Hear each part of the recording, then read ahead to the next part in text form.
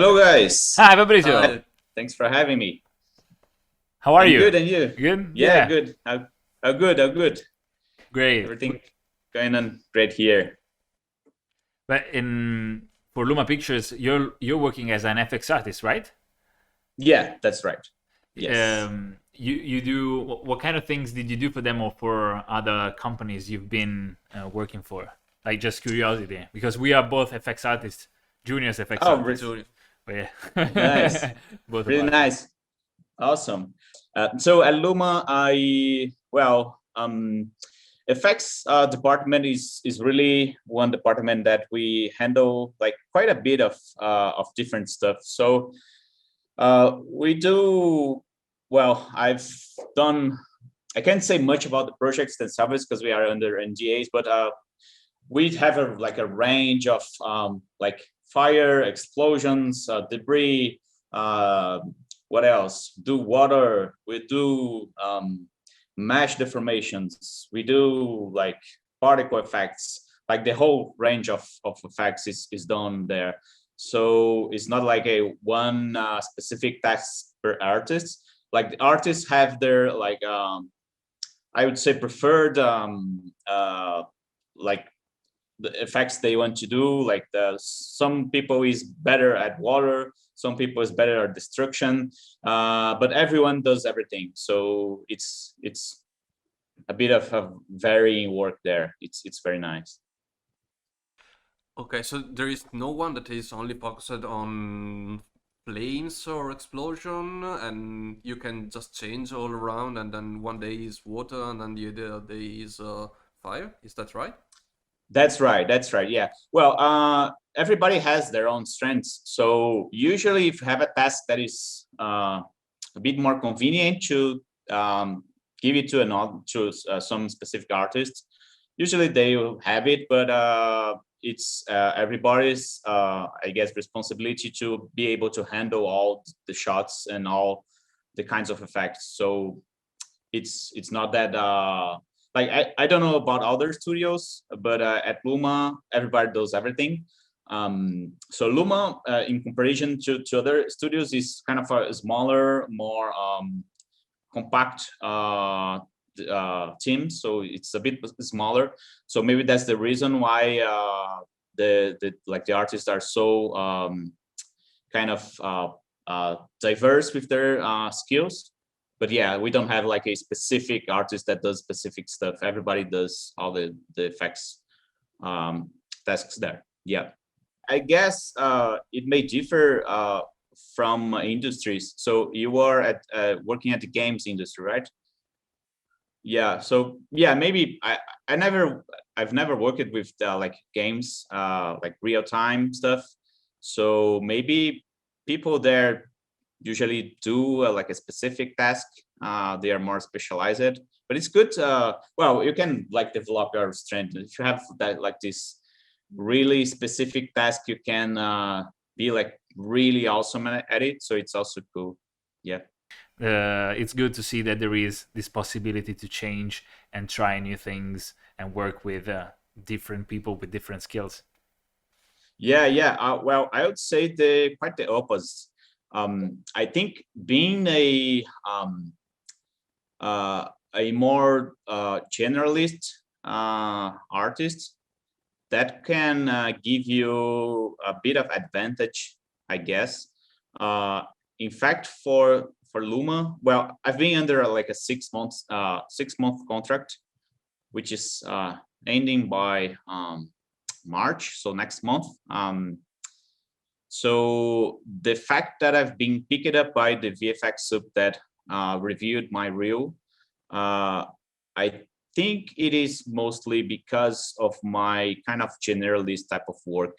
So I think that can like knowing the whole VFX environment can give you an advantage in a way that you can really talk to other departments, so you can see a shot like as a whole and not in your specific area of interest. So that is I think that is actually that is wanted from the studios.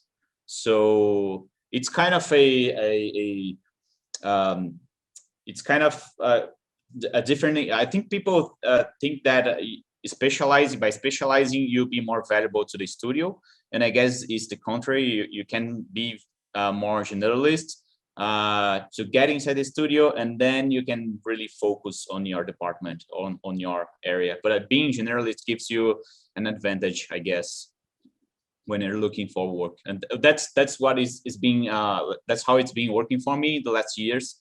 So I like to do kind of complete projects, small projects of my own, like render with effects, with a bit of animation and stuff like that. So I really I like to work with generalists, and I really value this kind of artists because they can really talk to other departments. And I've started as a like my whole or my like 90% of my entire career was doing advertising. So that's like generalist in advertising. It's something that mostly studios want. So that's how I grew in that career. Yeah, that's, I think being generalist or knowing a bit more than like a specific task sometimes can be good for if you're looking for work on studios around the world. You was working in advertising before, like 90%. You said you started and you continued for a lot of time, always in Brazil, there in Sao Paulo. Yeah, so I'll try and give you a brief timeline of my career. So I started in 2005. Before that, I was an IT developer. I did like web portals and systems. So I started looking at 3D on the internet, looking at a software called 3D Max, and I instantly started to like that. And well, that's very interesting. Starting to study by myself. In 2006, I decided to leave my work as a software developer and start a course, a 1-year course here in Sao Paulo. At the time, we had only, I believe, 2 or 3 schools that teach 3D. So I took that 1-year course. At the end, I started working in the studio that did mainly advertising. So that was 2007. From 2007 to, I believe, 2016, it was 10 whole years, like almost 10 years, working with advertising, with 1 or 2 feature films, like mostly Brazilian feature films in between. And that was really my school. So I learned a lot, like a whole lot of stuff by doing advertising, because that here in Brazil we have like this kind of fast-paced environment at the studios. You have to get a job and like do start to finish, model, animate, render, effects, everything. So I learned a lot during those years. Then in 2016, I left the studio and I started freelancing. And that's when I started getting clients overseas, and I started like trying to diversify my my types of work. So I started doing a bit of game cinematics, a bit of feature film, a bit of Netflix shows, this kind of stuff. I did pipeline dev. I did a bit of like new media, like augmented reality, extended reality, virtual reality. Yeah, so I've been all around like a lot of industries. So I like to think tinker a lot with 3D, not only in a specific industry. So that's how I've been progressing so far. So just in the last year or so, I started diving into the VFX industry, like for movies and stuff. So yeah, it's been like a ride. And do you think that is something that is really worth to start in advertising, because you are more into like a generalist side and then focus a little bit more? Yeah, I believe so. Maybe because advertising requires that kind of fast-paced environment. I don't know like other places, but here in Brazil, here in São Paulo, it was always been like that. So have like super short deadlines and have to get a job and get a project and handle everything yourself. So I've been like, I did like from 3D stuff all the way to meetings with clients and all the spectrum. So that really gives you like the language, like the VFX language, to know a bit about everything, being to shootings and know how to speak with the director, with the DP and stuff. So this kind of experience, I think it's not something that is easy to get like on the big studio, but it's something that you can get on smaller studios or on advertising. So that's really valuable. And I've been understanding that this like a something that I've been able to like acquire some positions in the like in studios because of that background. So that's, I think it's very valuable. Yeah. How did you decide to leave from being a software developer to, let's say, I want to start 3D? Yeah, you discovered 3ds Max, but one thing is discovering the software. The other thing is I leave everything and I start a career on this. That's quite a step. It was a leap of faith at the time.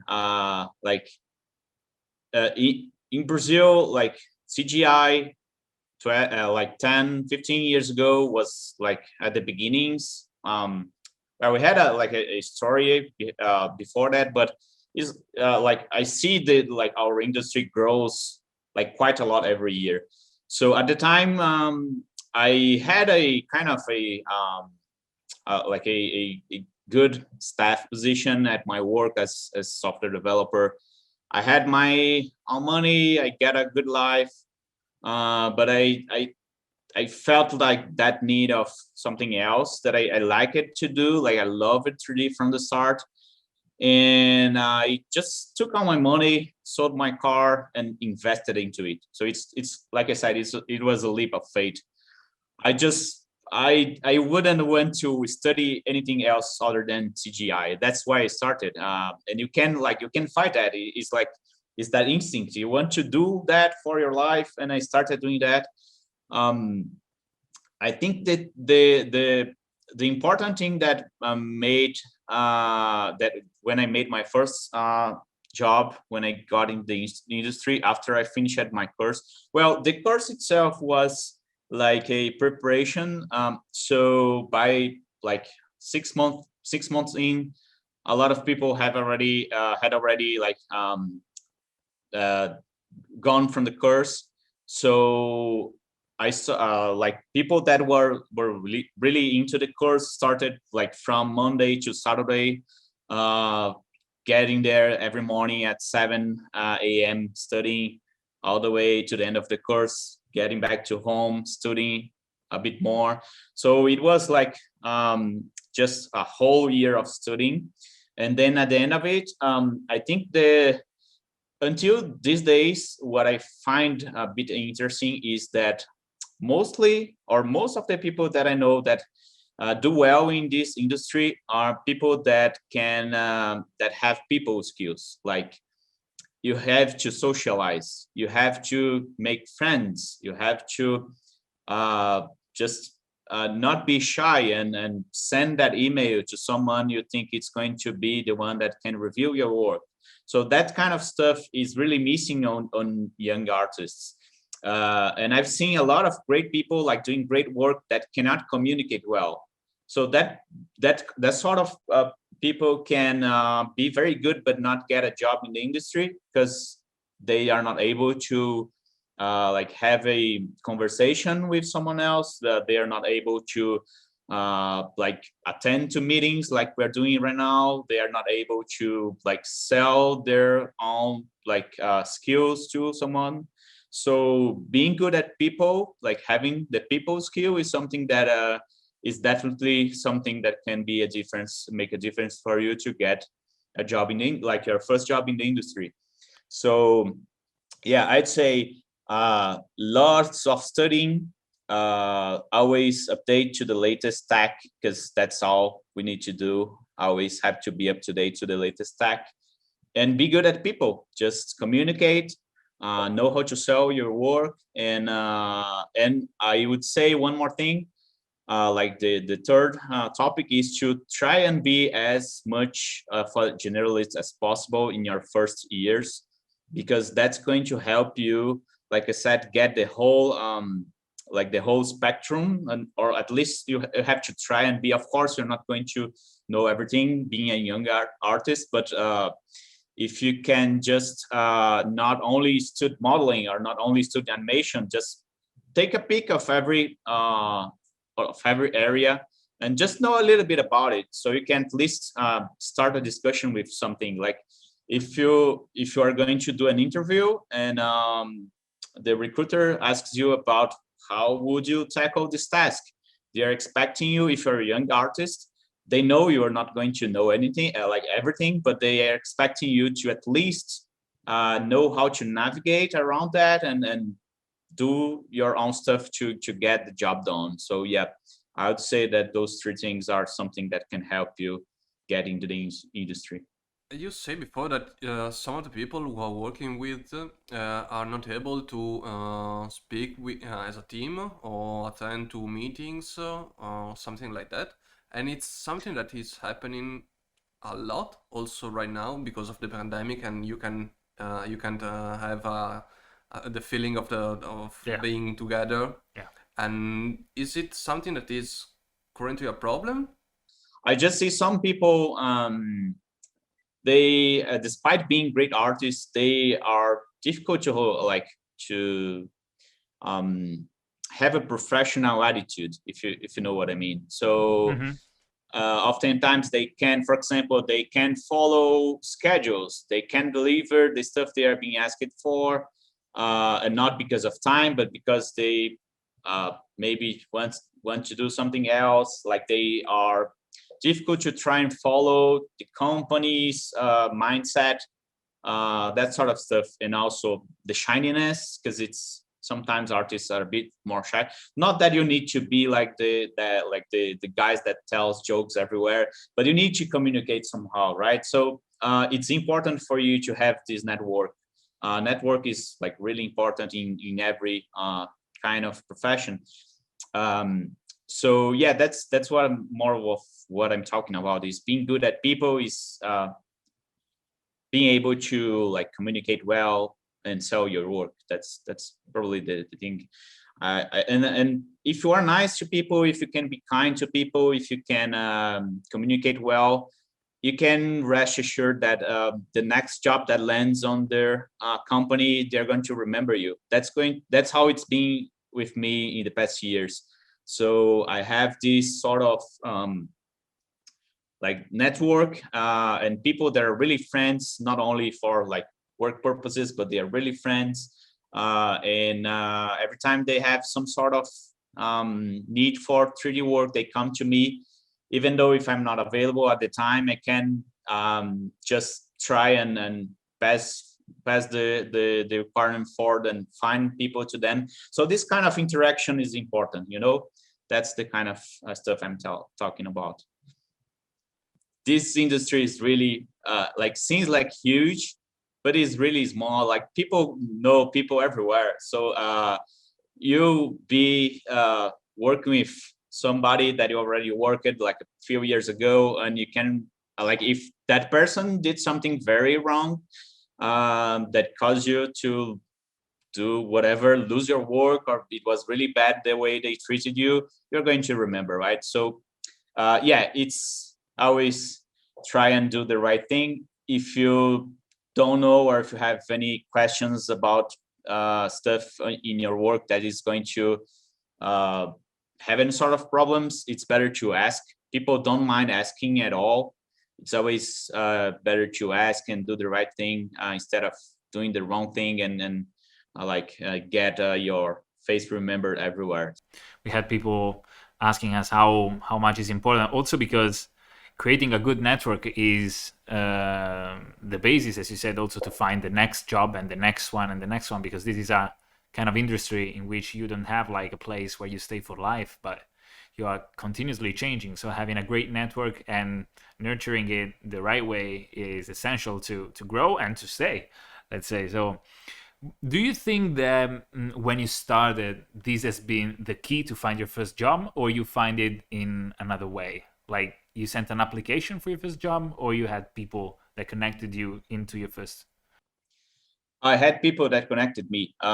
So for my first job, I had the sort of well, I wanted to do like effects from the start, but I had something a little bit more than effects. I have a bit of animation, so I started looking into that kind of generalist feel, and that helped.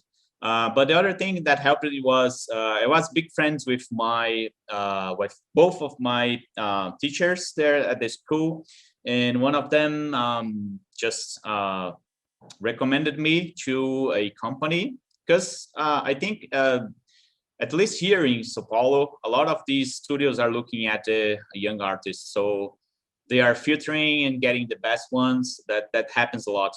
So these teachers, they usually have the connections. So one of them recommended me to a studio, and well, I did 2 interviews. The first interview, Yep.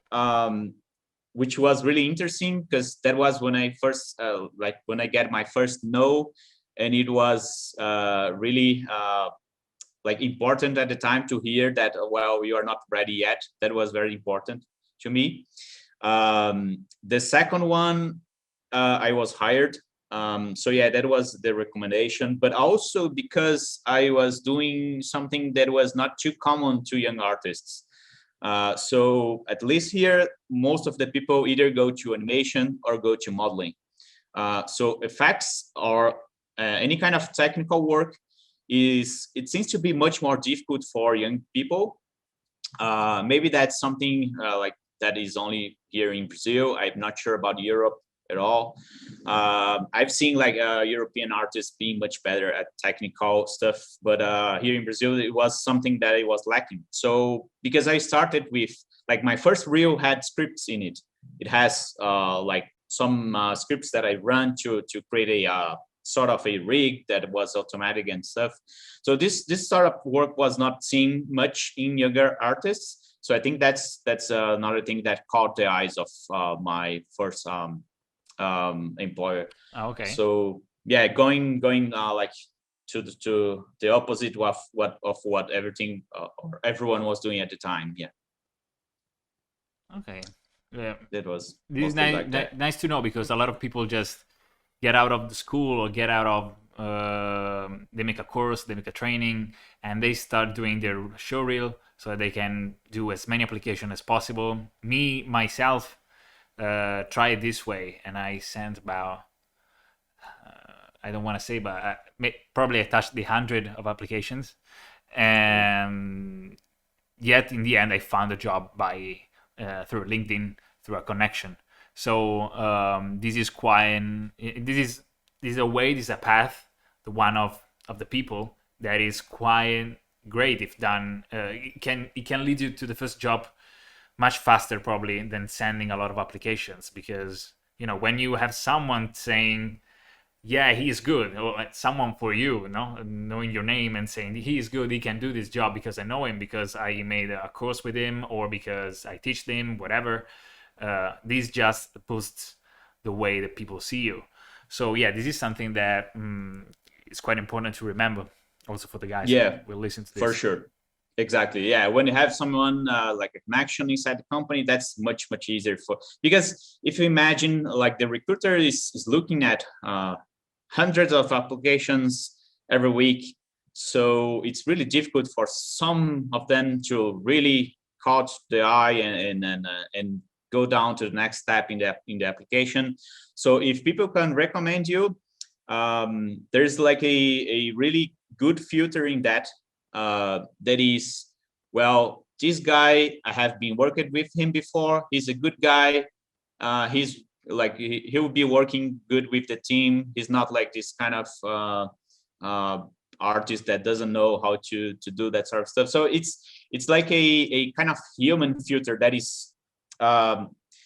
It's interesting that we had a lot of people in our industry that is really great at work, but really bad at, like I said, communicating and getting well with the other artists. So by passing to that filter, it's already something that can be very good for you. So if you have the connection, that can help like a huge time for you to get your first job. I also have another consideration. Maybe, well, in my case, we're talking about 15 years ago. I'm sure like nowadays it must be like a lot harder to get your first job. Also because Brazil is not too much known by CGI. Well, we have great modelers that are very well known, like Rafael Grossetti. And also I worked with him in my first job. Yeah, he's Really? a great guy. Really? Yeah, he's super talented. We used to go to the college together. Yeah, he's a great guy. So yeah, we are known for like Anthropos, which also like a huge modeler from ILM. But we're not known like as a general CGI country that provides great people. So probably this is like this is another fact why it was easier for me to get to the industry because of that. If you think today, if you start you do your course and you start working as a young artist and you apply right away to ILM or to MPC or whatever, if you think about it, you are now competing with like hundreds of other artists. At the time, I was competing with 2 or 3, so that's a huge difference also. So if people that is starting to work, probably they should aim at smaller studios just to get the craft, to understand the craft. And then when they get some reel up and running, then they can apply to bigger studios. That's probably a good idea. At least to get a job and start working, that's better than nothing.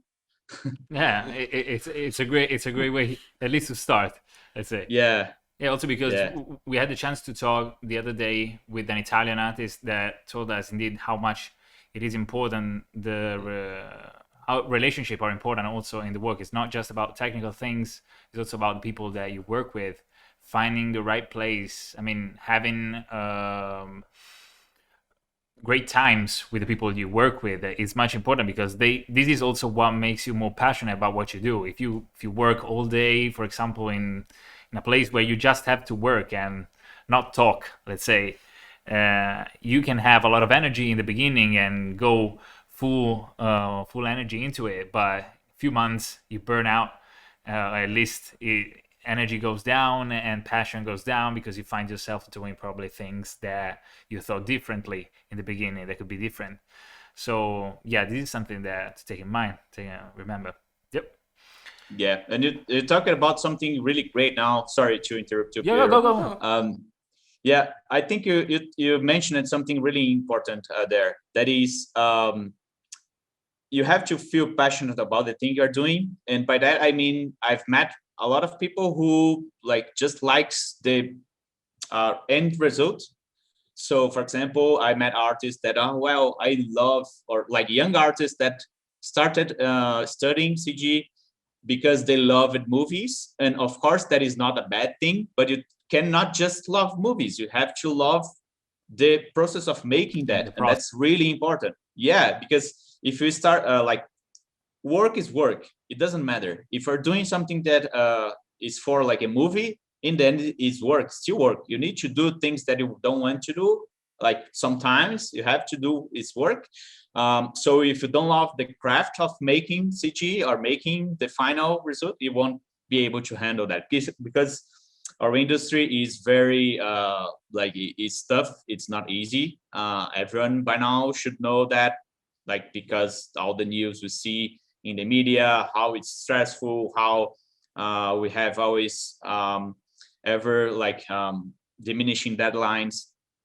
But yeah, you have to at least give it a try and know if you love the art of making it. If you don't, if you just love the end result, then you probably are not ready to get into the industry. Also because when you get to do things and you find, well, this is more for software developers, but when you find bugs or when you find yourself stuck in something which is really small, but in the end stops you from all the rest that divides you from the end result. You can get really crazy. So if you love doing it, it's different than the end result. Yeah, absolutely. Yeah, I'm one that's of right. those actually, though. Oh, I'm one of that's those very that, good. but I found it, and for example, for myself, I found that I like more to have to work with people more than technical things. So this is one of the reasons that I decided to boost other juniors rather than keep being a junior on my hand and continuing and working on technical things. That's a very great initiative. Thank you. Congrats for that. Yeah, Thank it's you. very Thank good. you. If I can ask you also, for the FX artists that will watch this video in the end, do you, as an FX artist yourself, what is the best way do you think to become an FX artist? The best way, I guess. Well, effects requires a whole set of skills. I would say you have to be good at. You have to have a good foundations on a bit of math, like I guess being good at math is something that I didn't pay attention to in the beginning. But to be a good effects artist, I guess you can you need to be able to be good at like know a little bit of vectors, matrices, all that sort of stuff that it's a bit cumbersome for some people, but it's really important because that can give you freedom to elaborate, like to solve problems. Like problem solving it's a much needed skill for every department, and even more in effects. So I guess we have this like this whole range of stuff we need to do in effects, particles, rigid bodies, so all that stuff, water. All these require a bit of understanding into smaller areas of interest. That is, well, the big word here is study as much as you can. I also think it's important to know how to use references and how to really understand your briefs. So if your VFX sub has a need for something, it's important to know exactly what he is asking for and know a bit more about the whole stuff, like know the context of the shot you are working on. So don't not only look at that specific shot, but look at the whole sequence, look at the whole movie in case you are in the VFX sort of industry, and know that you are doing something inside of that whole context. So that can give you a advantage. But yeah, I think FX is that department where you need to know a bit of everything. So math is really important. Being able to use references. What else? It's really it's a tough question. I've never thought about it. But yeah, I would say I'm not afraid of studying. I think that's the right phrase. I keep studying like always and forever. We can never stop because like every week there's a new paper coming that has a new technique that we're going to be using in a few months time. And yeah, that's something it's important. Yes, yeah. We always have to keep on studying and trying new techniques. Well, the one of the coolest thing I think about the CG, like this kind of job we get, is that we never really know what we're going to do, right? It's a kind of a, you never know what to expect. So your next task can be like create, because we create all sorts of like words. That's I think that's the best description for it. We're kind of creating words. You never know what to expect. So I can be creating like a huge monster made of plants in a day, and the next day I can create some sort of glue that sticks to walls.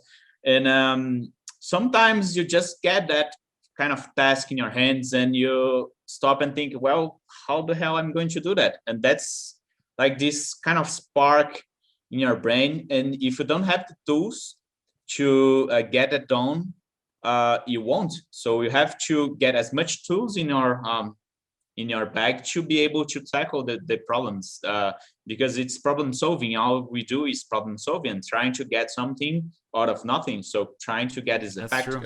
That's true. Yeah, so that's why I think it's so important for you to be like skilled in a bit of different areas and keep on studying, because you never know what you're going to get. So it's a tricky position to be in, different than, for example, I don't know, whatever, someone that works at the market and the people needs to like just, I don't know, put the products into the shelves. That's one kind of work you know what to expect the next day, right? And it's different in yours in our industry. And to solve all these kind of problems that get to you, and all of them having also different results, also based on the program you're using, you can get different, or the software you're using, you can get different results in a different amount of time with different quality. In your case, do you usually do you always use the same software, or you use different software for different things? I would say, if like in my case right now, the VFX industry, working for movies, it's down to two softwares, Houdini and Nuke. That's basically what I use. For effects, and also that's a good tip for young artists. Houdini is being growing, like it's like taking over the whole industry, I guess. It's been like it's all over the places. In previous iterations, it was mostly in the effects departments, but nowadays it has been for like animation. I wouldn't say animation still, but like modeling, look dev departments, texturing. I've been seeing this like grow a lot. So I would say Houdini is the go-to software at the moment. If you're a young artist trying to get in the industry, your chances will raise a bit. Of course, like the software is not as important as your skills, and so if you know Maya or whatever, you should be able to just transfer over to your other softwares and start working.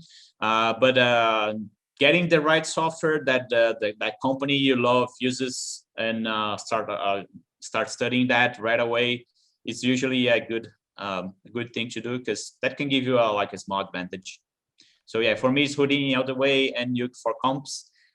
For my personal work, I like to sometimes use After Effects, just because Nuke license is a bit more expensive. So yeah, for my Just a bit, yeah.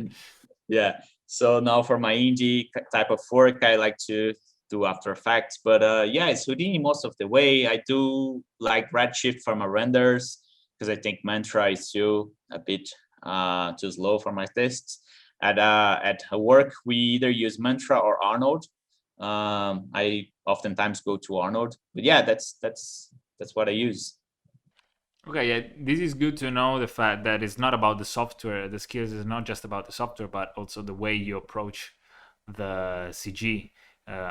Because as you said, if you know Maya, if you know 3ds Max, if you know other software, Katana, depending obviously on what you want to do, it's more about the approach. It's more about what you can demonstrate that you can do, and then comes the software. I mean, obviously, knowing how to use the software is important, because if you know the the tricks, the nodes, for example, in Houdini, how to get faster to the result that you want, are things that are valuable in the end, on also how you approach, for example, a job, an art test, for example, or if you want to apply it to a job, if you want to demonstrate to some artists your skills. So the software is important, but it's more about the approach that you have. It's more about knowing what you want to get and the problem solving way, let's say, how to find a solution to the problem. Yeah, that's right, 100%. Yeah, because well, we know like a volume is a volume either in Maya or in Houdini. A vector is a vector, matrices, whatever. It's all the same. So if you know how to navigate through these things, you can just work on any software. Software is just a matter of time, or like a few weeks, you can get used to that. Maybe Houdini a bit more, but yeah, it's just the tool, right? They like the core concepts, they exist in all softwares, in all 3D packages. When did you start? Like you started with 3ds Max and then you moved eventually with time to Houdini. Is it been hard to move to Houdini from 3ds Max? Actually, I start like 3ds Max was just like this kind of spark as this kind of initial stuff for me. I started with the trial and used that for like, I don't know how much time, but then my first software was Softmage. So yeah, I started at Softmage 5, I guess, and I've worked for quite a good time in Softmage until like the end of life. Then I moved on to doing a bit of Maya and a bit of 3D Max on my staff when I was staff at the studio. And then I moved to Houdini. So because I started in Softmage, and Softmage at the time had eyes. I don't know if you guys know that. No. Yeah, so Softmage eyes was a kind of Houdini-like procedural node graph tool that where you could build like particle effects and all that stuff. It was like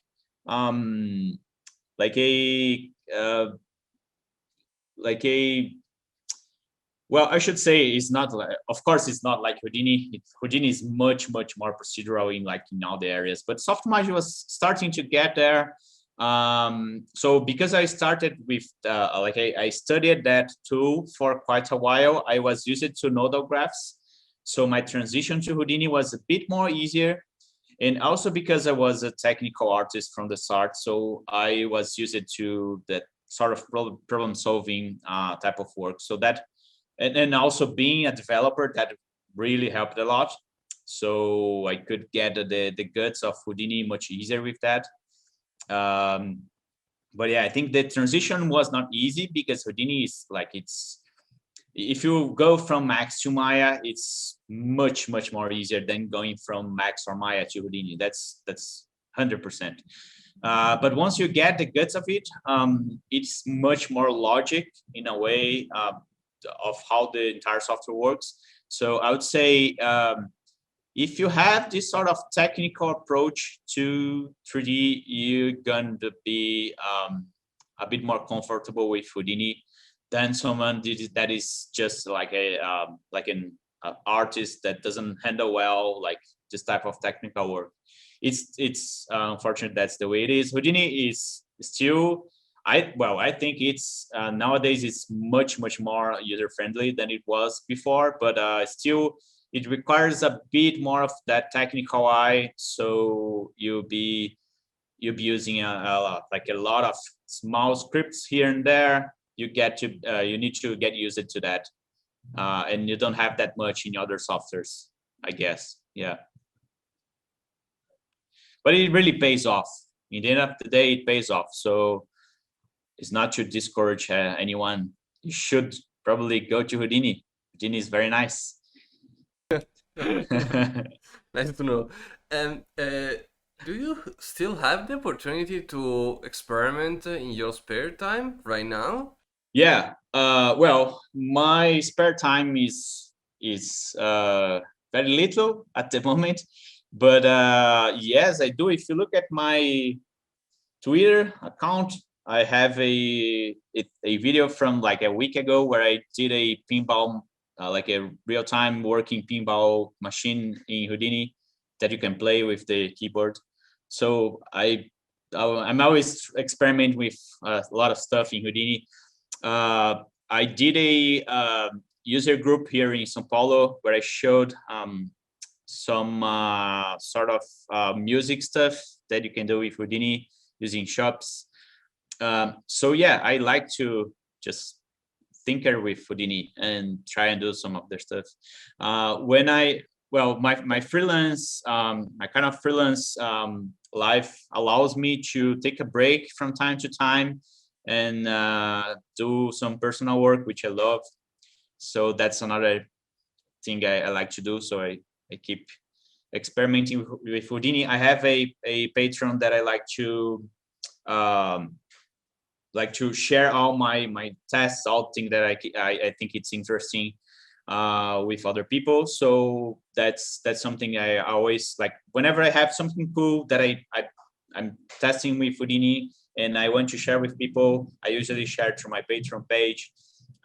So yeah, I like to do all sorts of crazy stuff in Houdini, not only for the actual work, but also for my own pleasure. Well, I like to think of Houdini as a platform. So it's it's not only for like VFX work, it's a platform. So you can do all sorts of graphical stuff.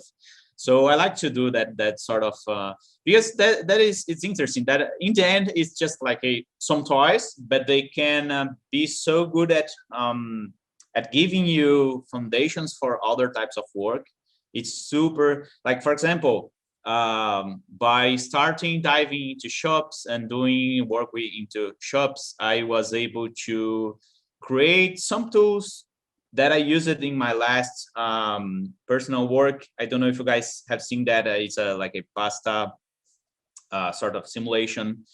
It was We didn't. If you want to share it also in the end with us, we can share it with the guys that will see the video. Yeah, sure, of course. That one was a very cool project that it was basically a sort of a cooking kind of small little project. So I had this kind of pasta, like cooking pasta with the tomato sauce, some meatballs, and it was like a slow motion of it, like tumbling around. That was a very nice project to work in. A lot of the things that I used as in regards to the chops, like for animation, for giving camera shakes and stuff like that, that all comes from previous experiments, like this sort of like pinball machine or whatever. So these experiments gave me great knowledge to just transfer over to like actual projects. So that's why I like to tinker with Houdini in some different ways. It's kind of a different approach, and that's it. That is, I mean, that means you know what you're doing. It means you know the software, you know how to use it properly, and it's hard to master. It takes time. It takes a lot of effort. But you're doing it and you're demonstrating it through a lot of things. So we can't wait to share and actually try ourselves the game and see more about your Patreon page and the things that you did. And one more thing about getting a job in the industry. This is another important one. Yeah, please tell us. Yes. So have yourself a personal project and put all your love into it.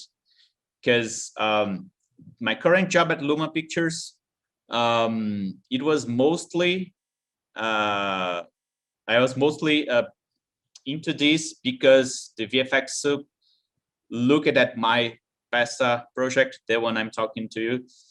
So the pasta project was like the thing that they sing into my small reel, and they said, "Oh, you know, this one it's cool. It shows that you can navigate through some techniques. So yeah, let's hire you." So that's important. If you have your personal work, be sure to like get a reel. Of course, if you have actual work, it's always good because it shows that you are able to receive critiques and work around that and deliver. But if you can put at least one personal work where you put all your love into it and really show what you like to do and your techniques, that you are really sharp with that, it's a good thing, because that might be the one that can get you a job. Yeah, one question about this. How much time do you think a junior should invest in a personal project so to show it as a great project? Because um, you're kind of in a rush when you get out of school, when you try to find a work. So you try to do a lot of things with a good quality, obviously, but there is probably few or no project in which you just invest really a lot of time, really a lot of energy to create something that comes from your mind rather than from for example, from tutorials or other things. So it can require a lot of time. How much time do you think a person should put into it, just not to become something that is over, let's say, time is overspended into it? Yeah, great question. I think you get a point in there in a way that younger artists are willing to get a job and start making some money. So you don't have all the time to spend into personal projects. You have to act fast to get a job.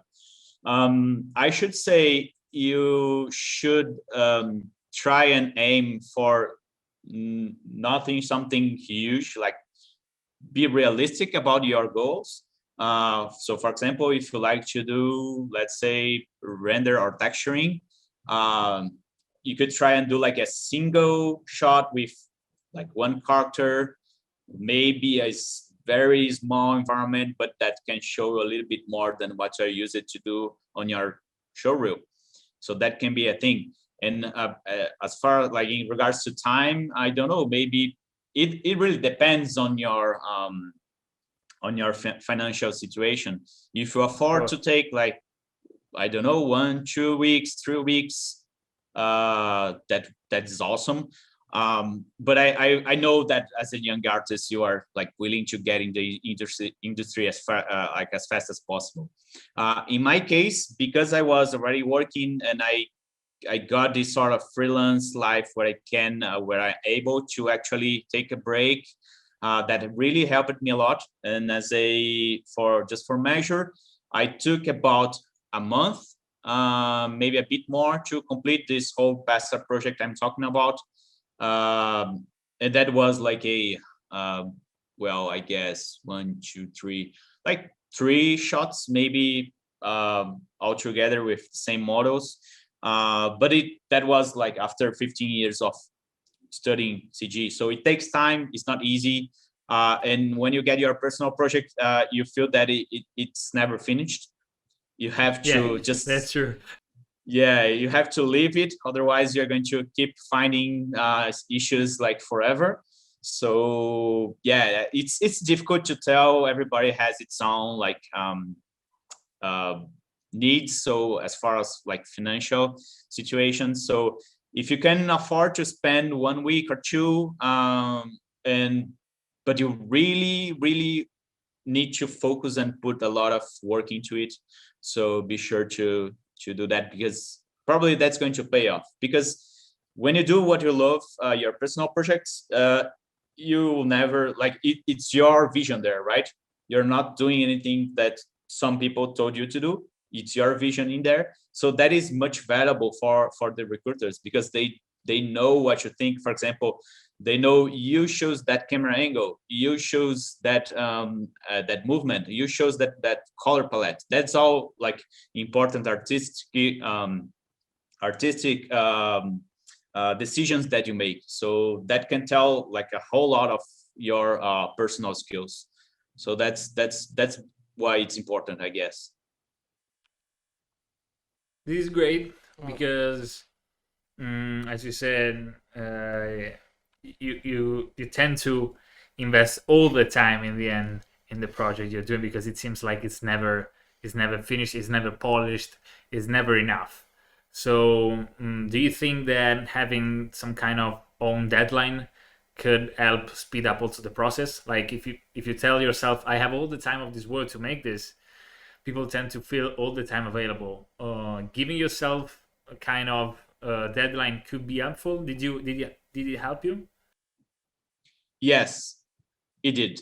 You have to have yourself a timeline, otherwise it's going to be like a forever project. Other things I tend to do when I start a personal project is you start right away with the cool stuff.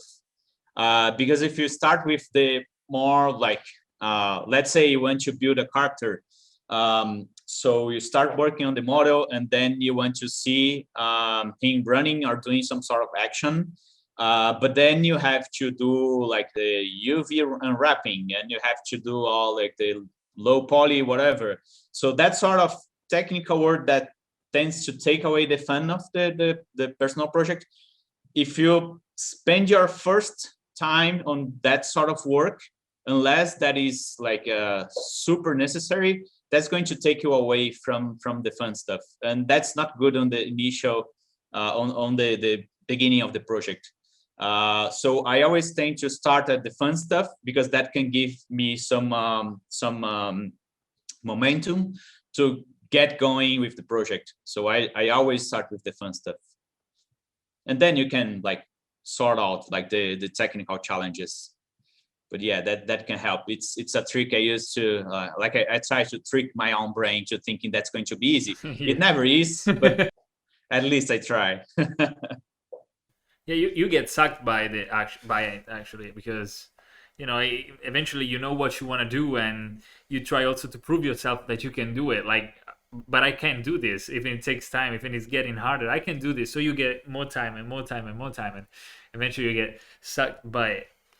And one thing that I've seen helps a lot is having the right mentors, having the right people advising you along your journey. Did you have any kind of mentor, any kind of I don't know, artist or other people that advised or helped you or mentored you during your journey?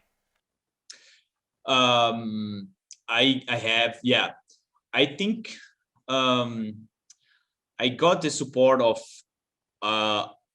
my network of great friends and artists, not only that were using like Houdini at the time when I was like learning that sort of software stuff, but people that I consider like very smart people, like very talented people.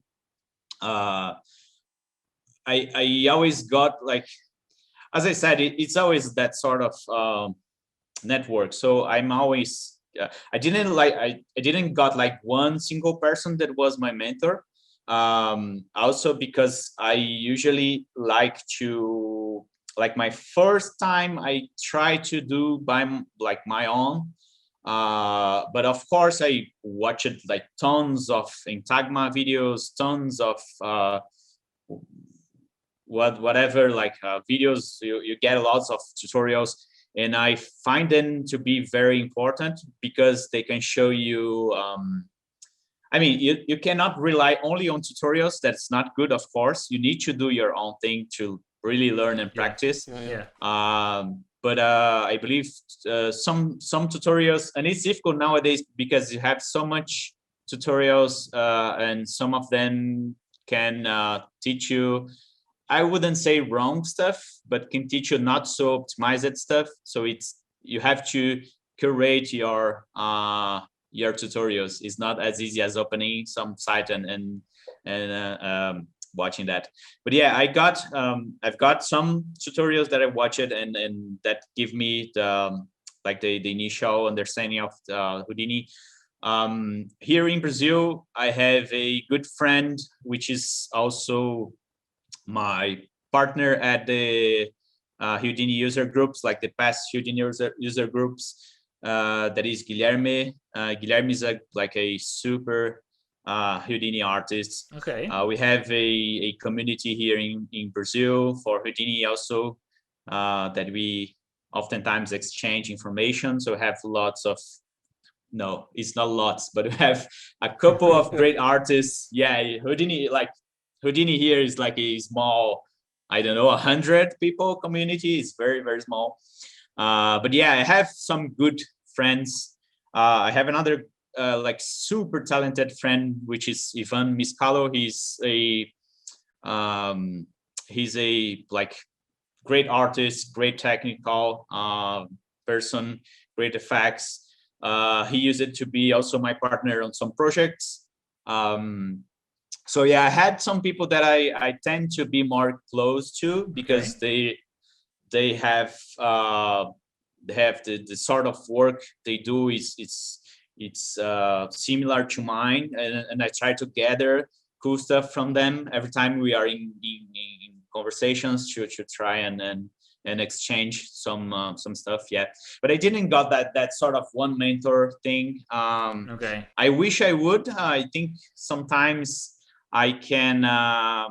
If I would get this sort of guy, I would be like pestering him.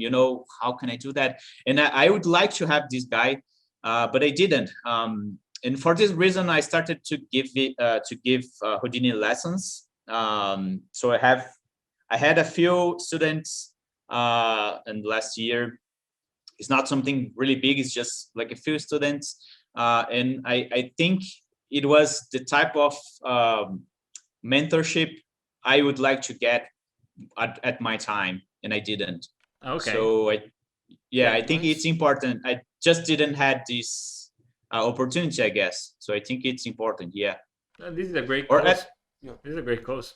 I mean, it's not for granted that to give the help that you wanted to have to other people. So I mean, this is great. yeah, and I wish I had more time because I really like the learning side of VFX, like the teaching and the learning. I think education is really important, and I try and do it. It's like my free time is very scarce these days, but I try. You see, if you look at my Vimeo page, I have a few tutorials in there that I try at least to share a bit of my experience with other people. So yeah, that's something I want to look in the future to get more of this, because I think it's important. I have some bits of stuff I want to share with younger artists. Yeah, and that's a good way if you can have someone to guide you through at least your first steps. It's important. You can cut a lot of corners. Like you said, you would have um, a mentor in the past, but you didn't have the opportunity to. So, if you could be the mentor for your younger self in like 10 years from now on, what would be something that you wish to bring to the younger yourself? Like there is something that you learned during your career, and do you think that it could be helping when you it could be an help when you were like a younger you? That's great. Yeah, I would. I think as far as like if we think about the two sides of it, like the technical software side and the like professional side, I guess I would have, for the technical side, like maybe Houdini. I would probably give you a super solid foundation on attributes, because in the end, Houdini is all about attributes. Yeah, so forget about anything extra, forget about dot networks for the beginning, forget about whatever, just focus on attributes and the SOP at SOP level. I think that will be the very first one. Actually, that is on my course program for my last year students. So yeah, that probably that would be like as far as technical stuff, that would be that, and the math part I talked about, like I talked about, like the matrices and transforms and vector math. That also. Excuse me. For the professional side, I would say be able to communicate, and that's important. Be able to communicate. Absolutely. And study. 2 words. Actually 2 phrases. Yeah. I'm sorry, but did you think that being able to communicate is something that you can learn, or is something that you have to burn with? It's totally something you can learn. Because again, by communicating, I'm not saying you need to be like this very super fun guy that does the jokes. You just need to be able to speak to your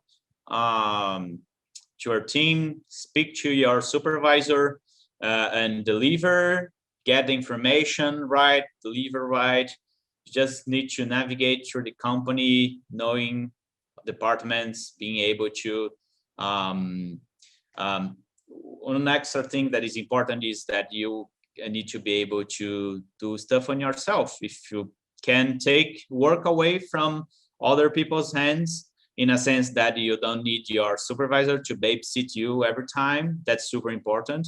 And I've seen people that relies too much on upstream hierarchy supervisors or stuff like that. So you need to be able to do the work yourself as much as you can.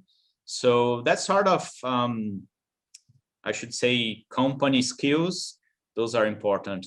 And it's totally something that you can develop with the years. Yeah, it's not something that you really need to born with the natural talent. It's just something that is developable. Okay, you have just one tips that you can bring as a mentor, and you have to choose between being able to communicate and be like the attribute master. The attribute master. Yeah, the attribute master. Which one will you bring with you? Be able to communicate 100% anytime. Okay. It doesn't matter if you switch from 3D to whatever, to selling books. It's something that you can carry. This is important. You know, yeah, it's always about people and people skills. It's always the greatest skill of all, in my opinion. You can be better with a people, like you can have anything better than people skills. At least, like if you look at the profession as a job as a whole, it's always about people. Yeah, for sure. If you just, this is apart from the rest, but if you think about it, is at least here in Italy, it's one of the things that they don't teach you. Actually, you go through a full course of how many years? Maybe 11, 12, 13 years of studies, and they don't teach you how to communicate properly. Also in a team, and the things they give it for granted. No, you socialize, you start working with people, studying together, but there are a lot of things that one can learn and that will find himself into when working in a team for a company that they don't teach you. So it's something that eventually, if you want to be better at it, you must be the first one responsible to find a way to communicate better. So I think probably that is why it's one of the best tips to give to people. Yeah, for sure. And also one extra thing I think all schools should teach is probably get someone that's in the industry. For example, I'm on VFX. If some artist wants to learn about VFX and working with in like the movies industry, they should totally hire someone to go there and just teach how to behave in the departments. For example, how does a review session work?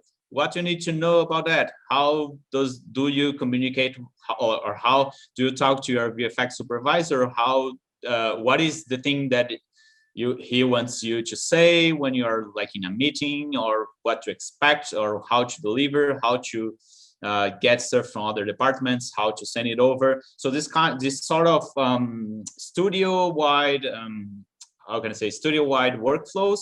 That's something that's important, and most people only learns about it when you are inside of the company already. But this is something that is quite common, like in studios. So it's something that is also teachable in a way. So I would like to get this sort of lesson, like if you got into a big studio, how do you behave there? What is what is supposed to do? What's expected from you? So this sort of like it's an internal kind of understanding that you only get when you are inside the studio. This sort of stuff is also important. That's knowing the pipeline, knowing how the to pipeline. move into it. Exactly. Yeah, that's right. Yeah, just also how to share a file between colleagues. It's something that we are not, they didn't teach us. And it was like, okay, we had a server, and then the folder were just, okay, this folder was called like or another folder was called trash. Yeah. Yeah. Just the, The basics. Yeah, the It basics. doesn't make sense. Well, you won't be able to do that anyway in bigger studios because the pipeline forces you to do the right thing. So you won't even be able to do that. So it's something that they have like tools in place for it to be a bit easier on like the file naming conventions and all that sort of stuff. But like the quality checks, how do usually people check their work before passing to downstream departments? This kind of stuff is oftentimes is not going through a pipeline itself, is more of responsibility of the artist. So yeah, it's more this kind of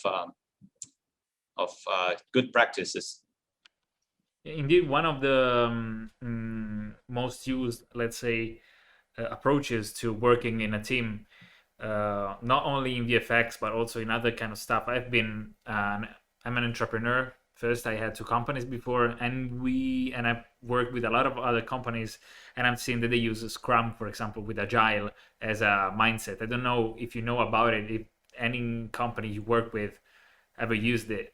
But it's usually, we've found that talking with recruiters, talking with other artists is something that it is at the basis of everything. Like, checking every day, every morning, for example, with a daily in which you chat with the other people you work with your team. It's a smaller team, production team. And then you have the reviews at the end of 2 weeks, 3 weeks, 1 week, depending. You have the planning for the next weeks.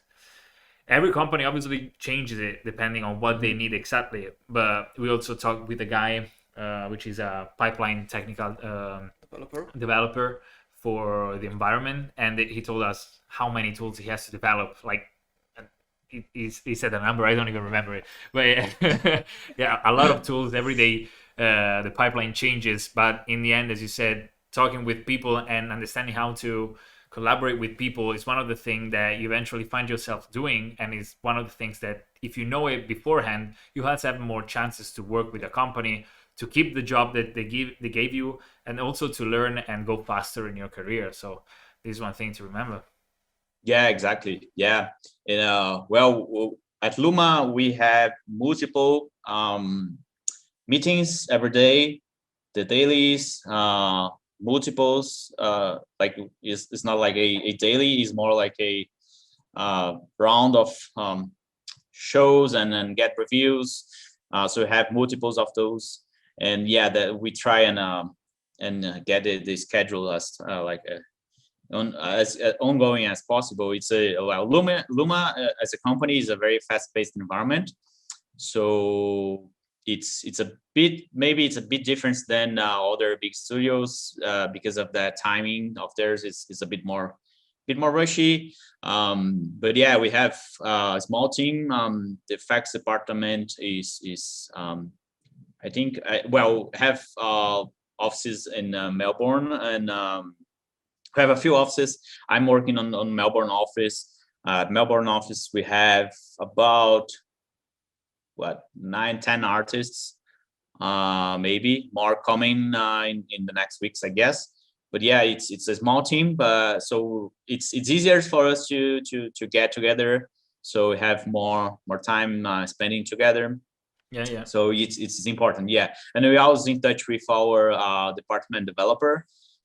So we are always pestering him for getting like, oh, this tool is not working, or yeah, we need more of these. So it's exchanging communications every day. Yeah, communicating effective communications may also go faster, and production much more efficient. Yeah.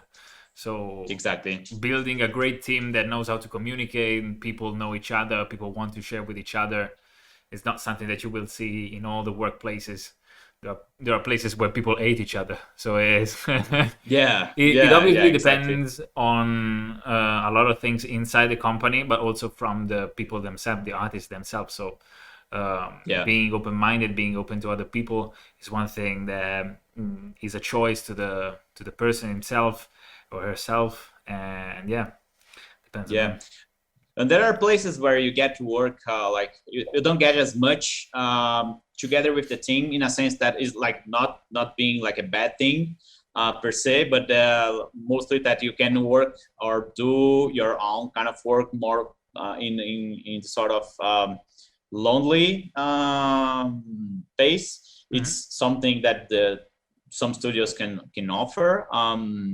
It's not like exactly something bad, but it's something that is just different from studios. But for the majority, I've probably been able to talk a lot with my team and exchange information like every day, every time. So it's even being like a solo freelancer, like I'm being right now. So even like working from home, because I'm working from home like for like about 4 or 5 years now, and even then I still communicate a lot, talk to people. So it's not something like physical, it's most of a mindset. So companies would want you to talk about or to do more meetings or stuff. Some other companies want you to just get the job, deliver, and it's good. You don't need to talk too much to the other people. So it depends. Great to know. Good to know also for everyone will go in a different place probably, or artists get back to each other in different places. We've seen that, as also you said, you get to find artists that you work with years before in a new place. So it's a small world where knowing how to communicate and have to do with people is one of the key to succeed. Exactly, you're right. Good. No, it was really a pleasure. You've been really open to us. Yeah. You've told us a lot of things about yourself, about your journey, about how you find this world. And I think that all the information, all the experiences that you share with us will be really beneficial to everyone who will watch this. So thank you very much, Fabricio. Yeah. Sure, it's my pleasure. Hopefully it's going to be helpful to younger artists. Thank you for having me, guys. Thank you.